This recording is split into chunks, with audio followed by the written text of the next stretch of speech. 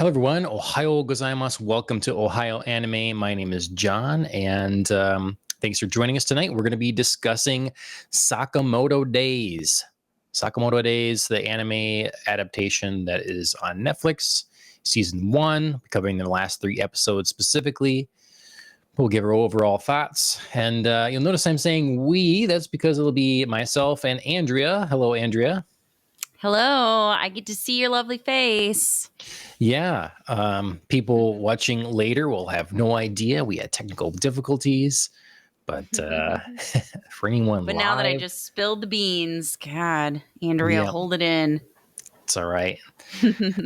Yeah, well, it's another anime episode here, and we haven't gotten back to Sakamoto Days in a while. It's been a minute because we had definitely Solo Leveling.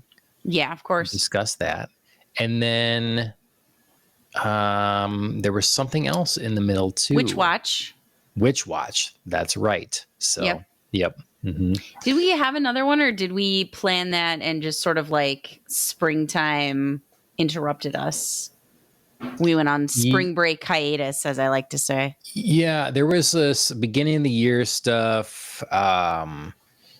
And I know we had episodes talking about all the new anime coming out, so many things we wanted to watch, all this sort of thing. And like, you're in the middle of My Happy Marriage, and right. Apothecary is starting, and then Phil threw a whole bunch of new ones in the mix as well. And so, yeah, I don't know how we're doing on the list, the lengthy list of shows, but we haven't managed to like all watch enough of the same stuff to get into it here. So sure. Yeah. Yeah, so it's been a minute, but thank you for being here. And tonight we'll get into Sakamoto Days. I really like, we need to talk about this soon because shockingly season 2 is not that far away.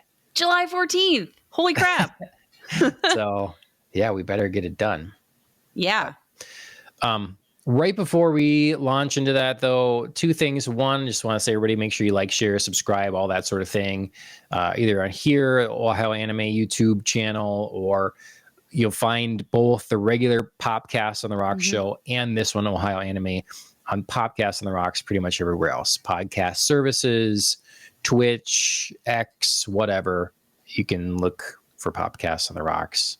We just sort of segment it a little bit on YouTube, so hopefully it's easier to people, they want to find anime specific content, they can. So and I had a nice comment the other day. Someone watched a video that was, I don't know, I forget what he said, a year or 2 old or something like that, and he was wondering, it's like, oh, I wonder if these guys are still making videos, you know. And he saw that we were proof, and was was happy about that, inspired to keep doing what he's doing. So good. That's awesome. Keep going, dude. I don't know what you're doing, but whatever it is, keep going. Right. Yeah. So I appreciate that. I mean, nice. I think, I don't know, maybe I just like broadly endorsed someone, pursuing the life of an assassin. I don't know. Yeah. To keep it within the frame of Sakamoto Days, but in Sakamoto barring Days anything, world, barring anything normal. Illegal, you go, dude. And that world is very legal, though, it seems. A very normal, almost. Very yeah, I was gonna say, I don't know, legal. We've never gotten into like legalities, but it's very normal. Yeah.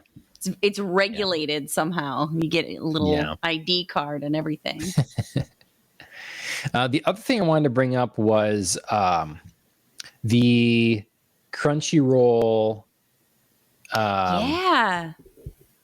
like awards. The awards. So Crunchyroll the Anime Awards, which I assume only covers anime that is on Crunchyroll.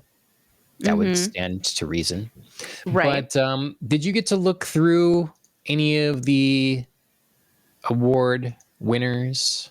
I did, yeah. Okay. So I'm going to pull up this here. Were you then by the winning of Solo Leveling for Anime of the Year? I wasn't. No. I think, the second season of Solo Leveling was absolutely fantastic. Honestly, like it's so impressive to me because season 2 is usually where something can fall short. And to have a more impressive season 2, I just feel like made it all that more impactful. In and of itself, it was already good, but I think there's something in you that just gets like extra impressed when like season 2 that is, maybe going to be shaky or isn't, and you're just like, oh, mind is blown. Um, I mean, added to that, like you sent us that clip of like, best fights throughout the years, and like thinking about Yeah. the fights that were in Solo Leveling and just some of the animation in there for the second season. Yeah, it really just it hit all the right notes. Like great action sequences, pretty solid character development, although, it's not like a character anime. So Right. despite that, I think still really good development and a lot of like emotional swells, a lot of good storytelling, very tight, solid, nothing strayed too much. So yeah, I think the whole season in and of itself was just like a tight package. Sure. Take that any way you want, but Yeah, but I it's mean the way I it. like them. I'm Tight. tight package, but no, I do mean it in a it was a very impressive season, and I wasn't Yeah. surprised. Okay. I was surprised. Okay. I think it was. I mean, when you look at animation quality, music, our openings and endings, that sort of thing, and then the flow of the series. I think it was very good. We talked about it, we liked it a lot, and it really makes season 1 feel like they just had so much setup to do. They just spend so much time on setup, and then they could really just go in season 2. But I thought so. Here are some of the other nominees. For those just listening: Don Da Don, Delicious in Dungeon, Free Ren, Beyond Journey's End, Kaiju Number 8, and Apothecary Diaries. I mean, that's a solid lineup. It really is. I And I've watched all of those, so at least I felt like I knew it. Yeah, I could be confident in. Yeah. I've watched all of them. For best, I don't think Delicious in Dungeon and Apothecary were going to truly be in the running. Okay. Having watched them, out of those 6, I would have been more surprised out of one of those 2 winning. And kind of less, 2 varying lesser degrees of Don Da Don, Free Ren, Kaiju Number 8, and Solo Leveling. I had a really hard time. I couldn't vote in this because I had a really hard time picking between Kaiju and Solo Leveling. Okay. See, I think I couldn't do it. I think Kaiju's the maybe more balanced season, but that is the season that has the setup. But they do that setup so well, so if we were comparing Kaiju season 1 with Solo Leveling season 1, I would give it easily to Kaiju. Easily, absolutely. Yeah. But And again, not that Solo Leveling season 1 wasn't good, but it wasn't like better than these good. yeah. And Don Da Don I love, but really it's a lot of fun plus like one episode, one heartbreaking, spectacular, amazing episode. So that's not enough to, right? If you could give a best episode, Don Da Don for sure. So for me, like Don Da Don also, I mean, we've belabored it, but I'll just say it ended weirdly. And that's something you have to take into consideration when you vote for the best anime. Like, it ended in a weird spot, and you can't say, well, it's going to pick back up, because it hasn't. Yep. You know? Right. Yeah. And Apothecary Diaries, if I was, playing this out for season 1, I think it would have been a stronger contender. I like season 2, but it is not as strong as season 1 for me. I was thinking that too. Yeah. I mean, I'm not very far yet, but yeah. It's still good. It's better. It's better than Solo Leveling season 1 to me. Okay. Do you know what I mean? Like, yeah. it's the lesser of the 2 seasons, but it's better than Solo Leveling season 1. But it's not its peak. Like, first season has been the better season for sure. Okay. To me, the winner is Frieren. Now, I haven't finished Delicious in Dungeons, but you're already saying that you don't think would be a real contender for sure. It also ended in kind of a weird place. So I felt like, I don't know, and maybe it's the desire to see like the storyline wrapped up in a satisfying, emotionally cathartic kind of way. But I wasn't as pleased with its ending. Okay. There was like, I feel like 80% of it that was super strong, and then it like tapered in a weird pace. Still a great show. I would recommend it to a lot of people to watch. And just sort of like, it's not like the most satisfying ending. To me, Frieren just hits on all the right notes. Like, it has like, Solo Leveling is intriguing, but the story is like basic, and the character development is basic, and all that sort of thing. So it excels on its action sequences, its power fantasy, that sort of thing. Frieren kind of does it all. Like, it has gorgeous music, same music as the Violet Evergarden, I believe, same musician. Yeah. And then it's beautifully animated.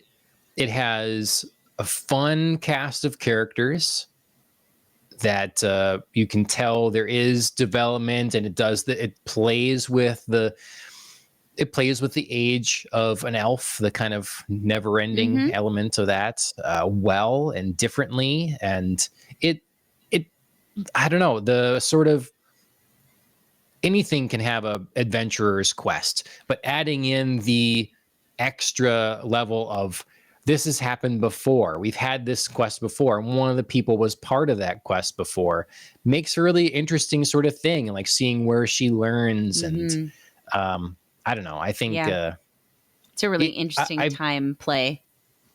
Yeah. And I've said that Frieren is really contemplative. It takes its time. It's or meditative. It's chill a lot of the times, but then can have really cool action sequences all of a sudden. And it's, continuing to expand. It's got a lot of like you say, it clearly doesn't end like it's over. It's going onwards. But I just think that it gets points for being something different. Solo Leveling is a really well done shonen type of thing, which we have many. And but yeah, I give marks for something that comes out and surprises me. Yeah, I mean, I'm going to agree and disagree with some of your statements. I think Frieren gets a lot of points for originality in the, we have a quest, but it's really the quest after the quest. Do you know, like, from the very beginning, like, I loved that Frieren started after, like, we've defeated we're seeing what happens after we've done the big mission thing, and like, all of our heroes have disbanded and we're coming back to them, but Frieren's the same. Like, I love that playing with time, moving back and forth. I love, our kind of slow reveal of Frieren's character and why she interacts with people the way that she does, and, kind of the way that she picks up her companions along the way is very different. I think for people, like, there would be some trouble for the average viewer, not everybody, because I think this was a surprise popular hit. But I think that the pacing can be slow. I think for the first 5-ish episodes, it is really like the pace is very mellow. So I could see that being kind of hard for some people. I can also see Friren's flatter aspect, especially in the earlier part of the season, being off-putting as a character. And then once you get to like the later stuff, it's really emotional, and you are attached and invested, and you understand her as a character. But I could see people having trouble with like the beginning parts of this for sure. Sure. And I do like Solo Leveling's animation better. I do because I think there's a little bit more of like the Castlevania style animation that I like. Okay. You know? Okay. And I do like that Solo Leveling keeps it very real and doesn't use like chibi faces, which I think would be like wildly off-putting in a show like this. Because I think sometimes in Frieren, the transition from those can get messy. And like the animation gets less detailed. But there are other gorgeous moments that I really love in Frieren. And I think for a slower paced show, there can be some really kind of hauntingly beautiful scenes in there as well. Yeah, definitely down to taste on like art direction. Two very different art directions for sure. I think, honestly, if I was going to pick a favorite in art direction, it would be Kaiju. Okay. Interesting. Yeah, I love the colors in that, especially like in the back half of the episodes and all like the fights at night and at the training school. And I love the animation on all of the monsters, all of the Kaiju. Like, yeah, I don't know. The whole like art direction, art style of that is, I dig it. I love our main character. I love the colors of the world. I dig Kaiju. Okay. Just if there's any other categories you really want to look at. Yes, here I do, because I want to say, like, I wasn't surprised about Solo Leveling's win in Best Anime, but I do want to say I was surprised that Sung Jin-woo was the best character. Oh, where is best main character? Okay. I was a little surprised about that. Okay. Yeah. So he has character growth, but he also kind of doesn't. Like, again, you know what I mean? It's people like Phil that want an edgelord. Whatever. They just somewhere Phil is raising his head. Who besmirches the name of my edgelord? Yeah, exactly.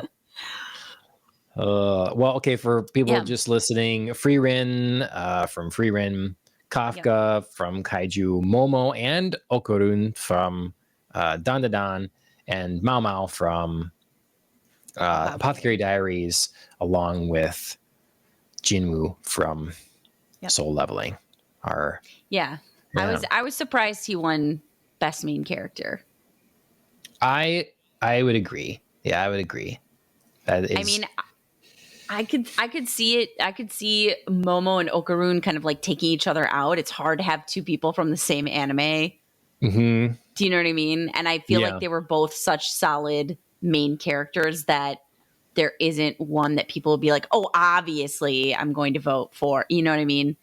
Sure. But I don't know. I was a little surprised about, Frieren or Kafka, even Mao Mao. Yeah, I don't know. Amount of like art and stuff I've seen over from Frieren and Momo, I feel like I would have put them in the upper running here. Though I think probably if I was voting, I would probably pick Kafka, I guess.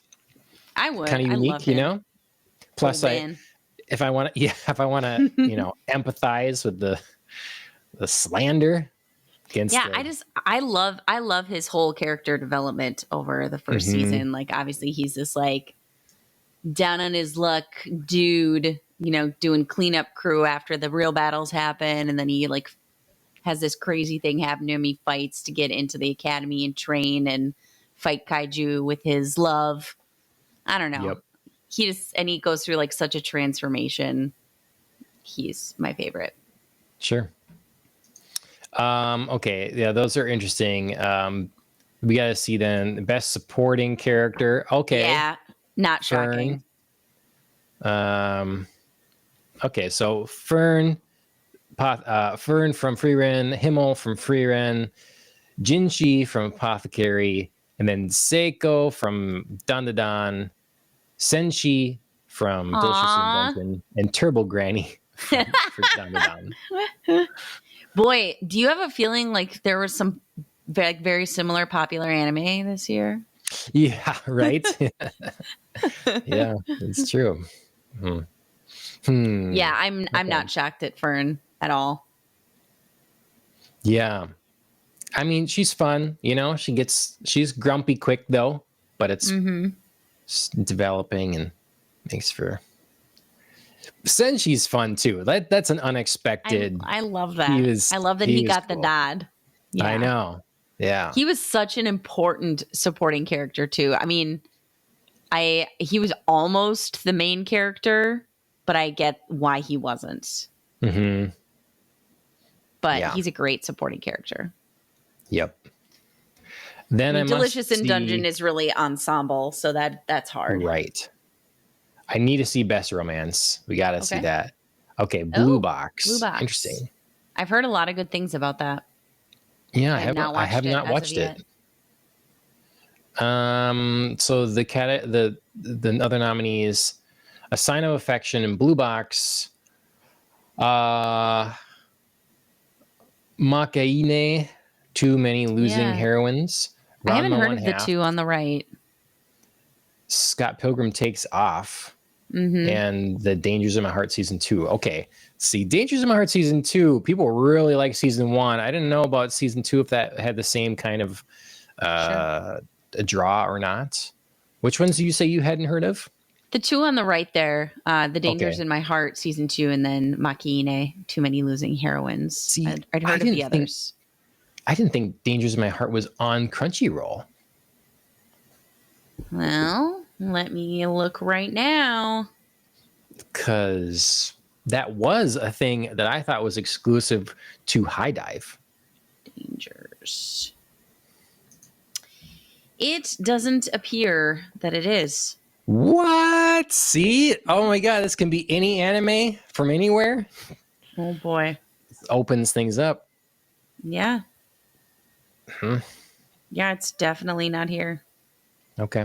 Yeah. So, it was on High Dive, which I just sadly canceled. I'm just trying to clear out a few services. I don't have enough time for everything. So, that's off for now. So, okay. Well, maybe I should try Blue Box. Yeah. Like I said, I've heard some good things about that. And then anytime you're interested, I would like to watch Look Back. That's film of the year. I've read the manga. It's by the guy that did Chainsaw Man. Okay. That's who wrote it. And I think this might I thought it was on Amazon. This might be on Amazon Prime. Okay. So Look Back. I was just going to say, what were the other ones? Haiku, The Dumpster Battle, Mononoke, the movie, The Phantom in the Rain. Alan's mentioned that one. My Hero Academia, Your Next, Spy Family, Code White, and The Colors Within. Interesting. Okay. Yeah. So. Okay. So that's a few things there. Crunchyroll awards. Where do you look through them if if you're interested? I found it interesting. And yeah. Ooh, who won Best Director? Where is that? It should be Up, I think. There you go. Ooh. Keiichiro Saito for Frieren. All right. Interesting. Yeah. I know there's some. Oh, and Solo Leveling wasn't even nominated. No. Because I know there was some rumblings around whether or not they would be able to get him back. For He was Frieren? so busy. No, the guy who does Solo Leveling. Oh, so I was just wondering if, like, winning awards would cement him back into, like, we need to have him for season 3. Yeah. Yeah, that's interesting. And now we see Demon Slayer, which is interesting. Yeah. That's been knocked out of a lot of these other categories. I hadn't really thought about that. But that was a nominee here for director, Haruo Sotozaki. So, Interesting. Yeah. Okay. Well, there's Frieren gets to take home something. Yes. Yeah. Some pretty decent ones too. Mm-hmm. So, okay. Well, maybe we'll poke over that some other time, some more. If we'll see, maybe get Phil's opinion on a couple of them, and he's on next or something like that. Yeah, we'll have to eventually do our own anime awards. Are you gonna make awards? That's the only way I'll do this. Are you winning them? I mean, like, I had to send them off, right? I want to like present an award, or Oh, okay. You'll mail them off have to like a Japan. screen with like a fake curtain and reveal our choices or something. Okay. Someday. Someday. Yeah. Okay, so let's talk about Sakamoto days. I'll put up the warning here for people of spoilers. And we'll get a image so you guys can look at something anyways. I mean, not that you don't want to look at us, but just in case. Okay, Sakamoto Days season 1, really, episodes 9 through 11, which is an interesting number. 11. Yep. I told you, no laws anymore. Yeah, just nothing. Right. It's just Wild West. Yeah. Daredevil had 9 episodes, and I was just like, my whole world, I have no rules. Upside down. Yep. At least in 3s, then, like Andor, you could do like 3 episode chunks, Yeah, 11 is really nothing. You can't do anything with it. Yeah. So this, again, for people that hadn't heard me say it before, I remember seeing this manga on the shelves, thought it looked kind of interesting, didn't pick it up, and then was shocked when all of a sudden, hey, here's an anime coming for it. And we've talked about the previous episodes now on the show, and I think that tell us, what have you thought of them thus far? What has been your take on Sakamoto Days up to the end here? Yeah. I mean, kind of broad brushstrokes. I've enjoyed Sakamoto Days because it has an ability to blend some very silly comedy with some pretty hardcore gore, which I think is not an easy blend to do. And it's got really interesting main characters. I love Taro Sakamoto. And I've loved him episode 1 to now. And his whole kind of chill demeanor, ex-assassin grew into a family man, but has still maintained an edge somehow that allows him to protect his family. And now he's kind of gathering a band of misfits together to help protect his family as a new threat emerges on his life. Yeah, I like it. I think some of the trouble it's had is probably with pacing, trying to balance its assassin of the week, episode of the week, with a larger story. I think it's gotten better as it's moved forward, but there were definitely fun, cutesy first episodes, some wobbles in the middle of okay, so where are we going to go? And I think we stopped at some points where I was like, if the show takes, you know, it this way, I think this will be a misstep. And then it like pivoted and didn't. Like, is Sakamoto going to keep this threat from his wife and child? And the show was very decidedly like, no, they're going to be aware. Right. So I think it made some smart decisions, and I hope it keeps, you know, the showrunners keep making those smart decisions that kind of play against type and play against tropes that we know to keep the show fresher and interesting. But yeah, I think overall solid, not amazing, is what I would say. Okay. Yeah, I mean, it's not a show that I've been blown away by. But it's been really nice to have this show when we don't have Don to Don right now to add this zaniness. You know, I love the full embrace of zany. It feels like there's no rules. It feels like getting into these later episodes here now, Lou had her former colleague come by, and they're just like smash each other's heads on the table. They do all this stuff in a restaurant, and no one reacts at all. The server comes over, nothing. And do you need something? Yeah. So I've enjoyed that throughout, once I realized that's where the show was going.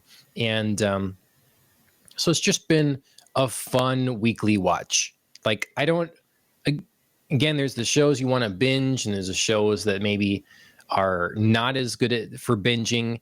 And right now I feel like this one's not a binge show. This is a episode of the week. And I do like that, feels like we're moving into a larger world now, and a story that is more about the continuing central drama than the episode of the week. But I think, it's probably still going to end up being a mix of that. But I enjoy that we're moving that direction now that we've sort of introduced a lot of our core cast. Yeah, I think they've done well to introduce our core plus some revolving fringe characters. And then we have had some truly like, you are the episode of the week. We will be like, it's very clear, I think, when we're leaving people in the episode and who is like kind of like sticking around, like the bathhouse guy who was like a minor assassin and then decides like, after encountering Sakamoto, he's like, the assassin life isn't for me.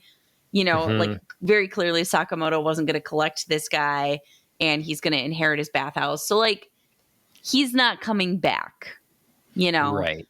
But, like the sharpshooter, Heisuke, he's kind of like a fringe guy. Like he's not the core, but he's going to like be around once in a while. And, they reference him, like Lou at one point says like, oh, we're in danger. I should probably call Heisuke and let him know.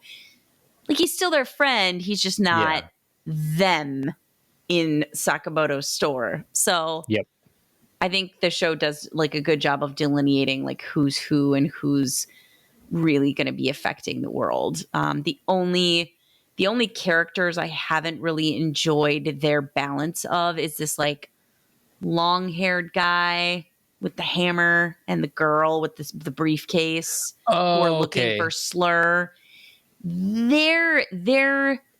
I think they're set up as like a mystery and like, ooh, who are these guys and how are they going to play in? And I just haven't felt their kind of B-side storyline very organic to the rest of the show. It feels a little too out of place.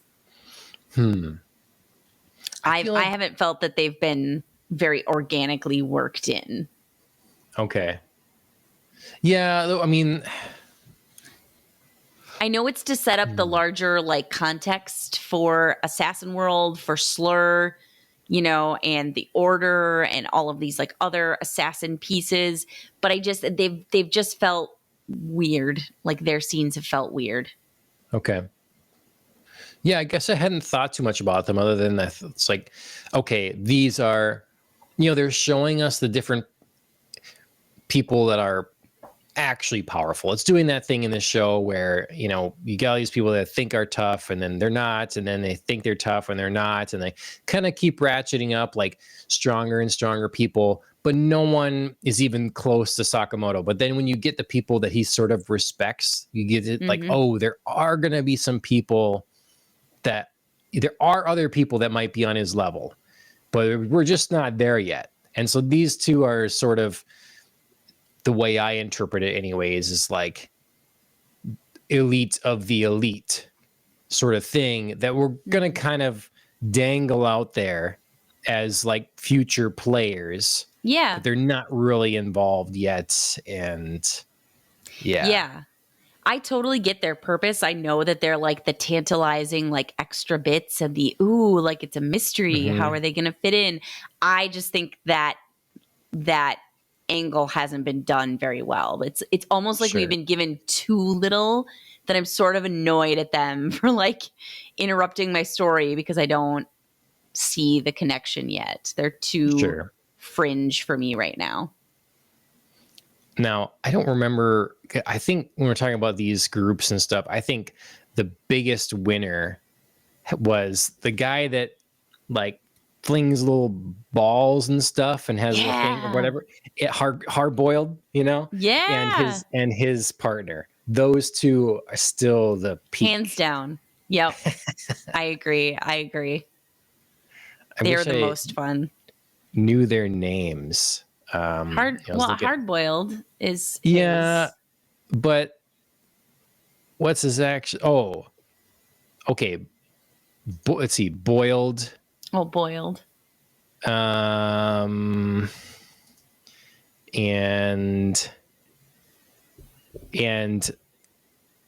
Obigudo, okay, is could not battle have told couple you that. with boiled. Yeah. Could not have told you that. Eating the eye candy. She's absolutely all over boiled. As much of her inner monologue is about how hot he is. Yeah. So those two, boiled and Obigudo. Okay. Yeah. I mean, I will not be saying her name. Let's say but Obi. I can Obi. Yeah. But yeah, they were definitely the best like assassins of the week for sure. And I feel like they'll be back. Yeah. Maybe. But I don't know, maybe.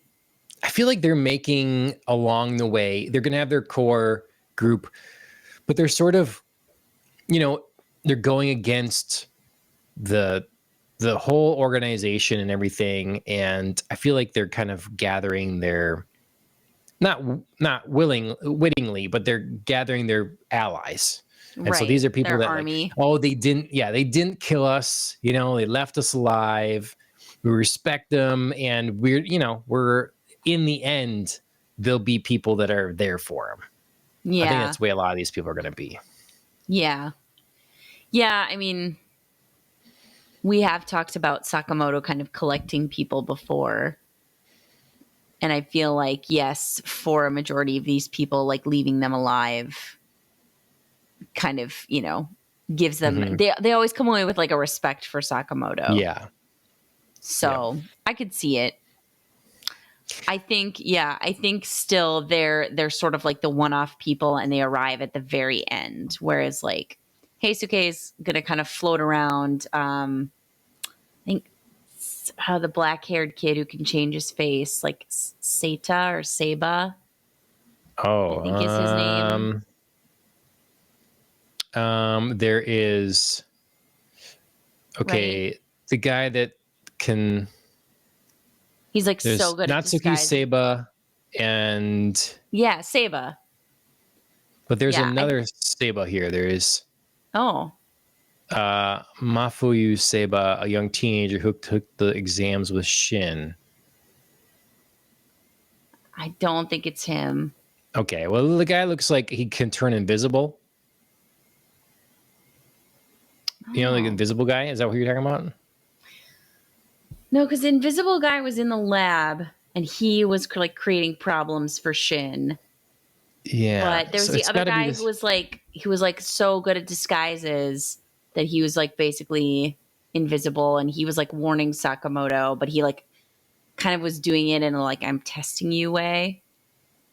That guy, right? Yeah, he's Like introverted. Shin walks in and like thinks he's Sakamoto at one point. There's two Sakamotos, and Shin is like, "Oh my god, what?" And he has to like try to read their thoughts to discern Yeah. who's who. Interesting. Okay, yeah. I'm guessing that's this Mafuya Yeah. Seba. But So yeah, so he like kind of comes in and out and like warns Sakamoto about stuff, and I feel like he's gonna be like Heisuke, just kind of in and out of episodes. oh, yeah, I know who you mean now. Yeah, Did I mix up two names? Totally could have done I that. think so. Who's yeah, I'll have to. I'm not sure, but I know who you mean now. Yeah, okay. So, okay, here, this is him, I think. Old friend of Sakamoto, somewhat mischievous assassin.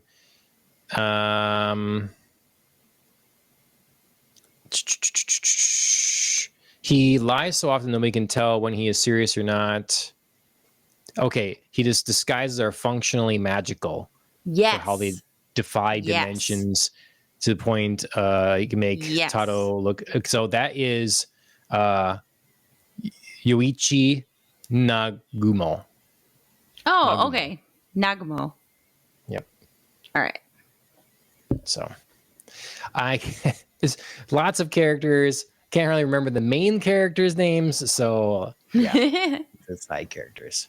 So, I mean, main ones are pretty straightforward, at least. Like they're short. Sakamoto, Shin, and Lu. Mm-hmm. That's true. Okay, so these got to keep it simple for our. I was gonna say, got to keep it simple. I feel like our supporting revolving cast is very complicated. Yeah, right. So these last few episodes, I was kind of in a bit of a lull with the show in the sense that I wasn't super invested in the lab stuff, and where we had ended off last time was like, I don't know, the deer guy looks cool, but I don't know, it just wasn't. But to me, it picked up. I really liked the battle then ultimately between deer guy and Sakamoto. Again, jumping into it is like, this guy's creepy and stuff, but the battle's so fun. And he just can't get ahead. And he thinks he's got something on him. And all the fun ways that he would he's like, I got weapons. He clicks out a mechanical pencil and flicks it in his eye. It's like all these great little things like that. I just had a lot of fun with how that went down. And it was nice, again, to see Shin partner up, get the help from the assassin at the end there. Yeah, that was all good. That was cute. And then Lou's whole thing was that was just the episode before, but was very strange and like taking so much pleasure in like being beaten, this other woman here. So, but I liked that episode. I thought it was good. Kind of got me excited to watch the rest of it. And then we got some more story with Lou and where she's from and that they want her back and stuff like that. Yeah. I liked these last couple episodes a lot. I think it was really fun to see this like culmination of the lab battle. And like you said, Sakamoto being like, I have weapons, I have stickers, I have like stickers from my store for sale stuff and a pen and, just like, yeah, assassin should be able to do anything with anything. And he's so prepared. He's always, on it and ready to use whatever he has. And that was kind of fun to see in Heisuke too, that kind of like grit and determination and throwing Invisible Guy off balance by not going for the shots he thought he would. Because he's like, I don't have to just shoot straight at you. I can do my ricochet stuff. I can do this other stuff. I'm going to turn on the water so Shin can find you. Like, just, being scrappy and just using everything you have and not being overly reliant on one thing. Yep. Just was really fun. And then kind of carried that forward into, the casino episodes and Lou's like background gang members. So, yeah, loved it. Very fun. I'm trying. I need to look at it more. I'm like, how does I guess I'm just got to go with again this world is zany and whatever. But it's like, how does Hisake's gun work? Because he like always it's a bolt action thing. He like chambers around and shoots, and then it's like he ejects it and does the one. But then all of a sudden he'll shoot 3 rapid fire. Mm-hmm. Like, I don't know what's happening here. It's just magic gun. So yeah.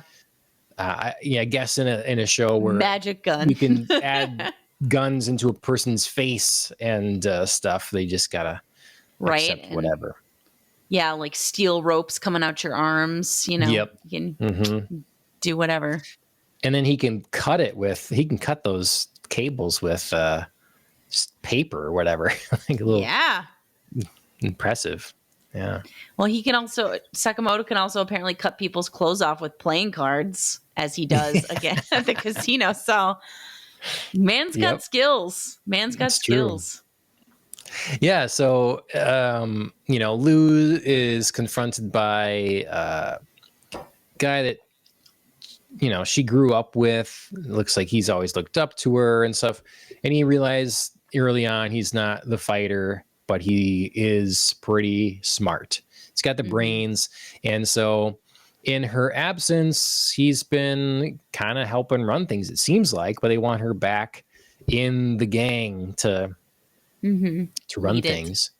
Yeah. And very unexpected sort of gambling challenge. And I thought it was a kind of an interesting way to end the season. It almost feels like it would have ended again before with the sort of big battle against these people they were introduced to in the whole lab thing and all that.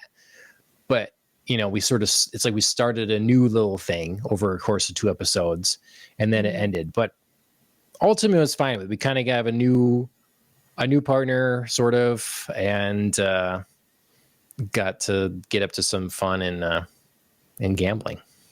Yeah, I like where it ended because, like I said, the two assassins who I felt like didn't fit throughout the season were always referencing Slur.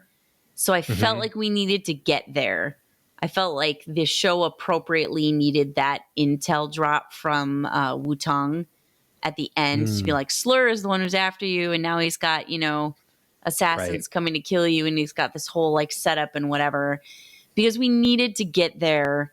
We needed to move the overarching story forward. So we needed to connect some dots. And I think stopping before that would have felt frustrating and premature for this part of the episode. Sense. If like that information was delivered at the end of like the lab battle, I would have been fine ending there too, but wherever we ended, I needed the dots connected. Yep. That makes sense. And then we got a really cool, I'm excited anyways. Like it makes me ready for season 2, getting our kind of unveiling of these criminals that have been let out. So Dear Guy lets out some extra crazies. And from what we've seen of them, I like their design. They seem fun. They all seem like they have the appropriate amount of quirks and issues to make them truly psychopathic. And I'm excited to see the next level of, and it's kind of cool too that the Dear Guy, he's not just dead. He's like, I failed my job. Now my job is like overseeing, so like managing this, but like I am not strong enough to do it. So here we go. Right. Yeah, I feel like there's an essence of him maybe going to be set up against Wu-Tang and a battle of like management and smarts and strategy.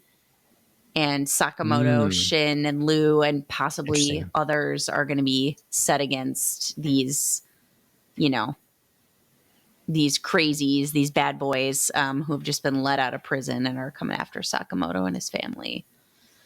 I did love their like classic overconfidence, Yeah. It's always good to have assassins or, bad guys who are like, oh, this is going to be so easy. I don't know what you're talking about. Yeah. You better have your next people lined up. Right. Like nobody ever stops and thinks like, maybe it really is a problem. Yeah. Like this seems easy, but maybe I shouldn't look at this just surface level and just sort of like understand. But nope, Yep. they're just like, yeah, we got it. Yep. I guess the one guy, he's really, I don't know, he just really doesn't want to be alive anymore. Maybe he's like, you know, Yeah, the nervous guy. yeah. Mm-hmm. They had some interesting names. Like, I think one of them was, the girl was like Dump, and like the big black man was Minimalist. Yes, that's right. That sounds There right. was Saw, and Apart. I think Apart was maybe the nervous guy. Okay. Felt like they were trying Makes sense. to give him names that were related to like the things that they did to people, like their calling card in the way that they like dispose of their targets. Yeah. So the deer guy's name is Kashima. Yep. And I was trying to see the other people here. But I don't see them listed. Not here anyways, because yeah, their names should definitely stand out here. Oh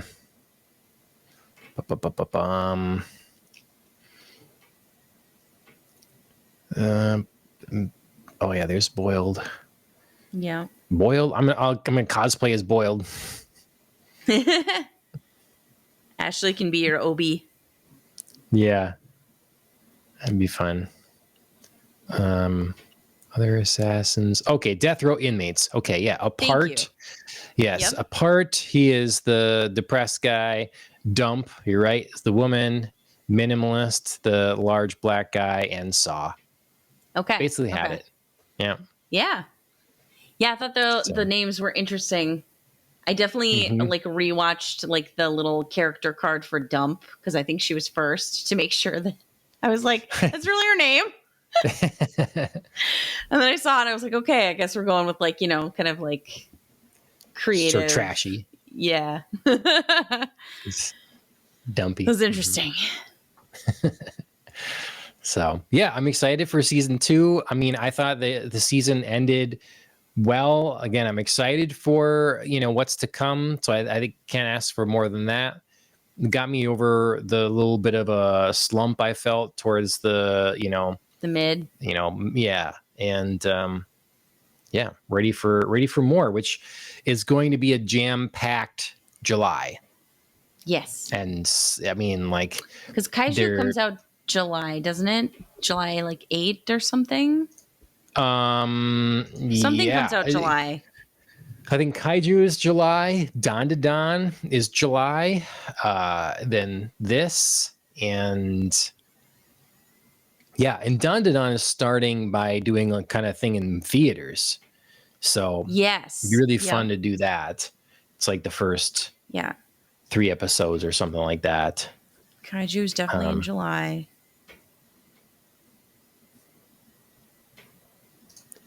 Oh, they dropped a trailer for season 2, and I missed that. What? Kaiju or Don to Don? Yeah, I did see that come out. I chose to not watch it. Okay. Yeah, I missed it. So, but yeah, July 3rd potentially. Okay. Somebody said that. So, fill your time in June with something else. And then be ready in July. Be watching anime. I feel like something else is coming out in July too. Well, I don't know when Demon Slayer this year, I think. Right. Is that it? That's kind of going to be a crazy year. And then you never know when you get something unexpected too. Right. Something new. Infinity Castle isn't coming out till September. Okay. Yeah. Well, that's enough, Andrew. I mean, we don't need more. So much. Yeah. Seriously. Oh, it's premiering in Japan in July. Oh, interesting. Yeah. Okay. Full 2 months Okay. before it comes to the US. That's interesting. Yeah. That is. Okay, well, that's Sakamoto Days season 1. Be ready for season 2 coming at you soon enough. That's basically our show today for Ohio Anime. We will be back next week with the regular Popcast on the Rocks. Mm-hmm. We talked about what to cover there a little bit. Blanking on it now, but we're gonna be getting into Goldfinger. Yes. And We have to do Batman Forever as well. You were Batman maybe going to check Forever. out Sinners, which I think you'd really Sinners. like. Yep. Fountain of Youth. There's so much. Yeah. So subscribe for that sort of thing. And then after that, we'll be back probably with some more anime. But the question is, what? I gotta get watching something else. Pick up on Apothecary Diaries yet, or Yes, get going. Or maybe we want to try this Blue Lock. I don't know, whatever. We gotta do something. Blue Box. Blue Box. Yeah. Yeah. Blue Lock is the other one. Yeah, or the best movie that you had mentioned. Oh yeah, Look Back. Yeah, we totally do Back. that. Yeah. Yeah, that'd be a good one. So all kinds of stuff. If there's something you want us to cover, leave it in the chat below in your like service of choice. We're live on YouTube, Twitch, X, and TikTok. I don't have that, but the account does, so we're there. Say hello on TikTok. Say hello to Andrea. I won't see it, so yeah. And then our theme song for the main show is written by Killing the Flower. You should check them out on music streaming services. Our friend Mike, track_mouse. Check him out as well for some more racing content. He's got a race coming up soon, so be sure to follow for more stuff there. And if you'd like to leave us a review on like Apple Podcasts, that'd be appreciated as well. So that's it. It's my long-winded wrap up. Andrea, thanks for joining me, and we'll see you next time. Sounds Sayonara. good. We'll see you later.